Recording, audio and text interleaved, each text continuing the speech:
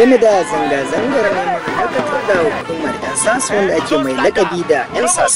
Shugaban kasa Muhammadu Buhari dai ya yi magana. Shugaban kasa Muhammadu Buhari ya roƙi 'yan Najeriya masu yin zanga-zangar nema dakatar da sas da su kwantar da hankalinsu don samar da fahimtar juna. A cewar shugaban, tuni aka kammala duk wani shiri na yin garan bawul a ayyukan rundunar 'yan sandan Najeriya.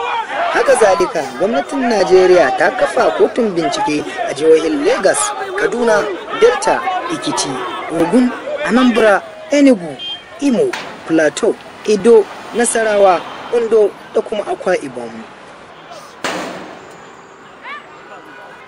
Fadar shugaban ƙasa a ranar Laraba ta roƙi 'yan Najeriya da su samar da fahimtar juna da kuma hankali a faɗin ƙasar.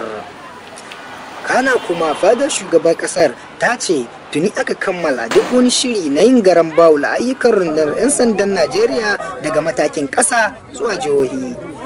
Mai magana da yawun fadar shugaban ƙasa Femi Adesina a cikin wata sanarwa a ranar Laraba da ya fitar ya daddada kudirin Buhari na yin garan bawul a hukumar kula da gudanarwar 'yan sandan Najeriya. Sannan ya roƙi 'yan Najeriya su kwantar da hankali domin sai da zaman lafiya ne kadai ake iya kawo ci gaba a ƙasa.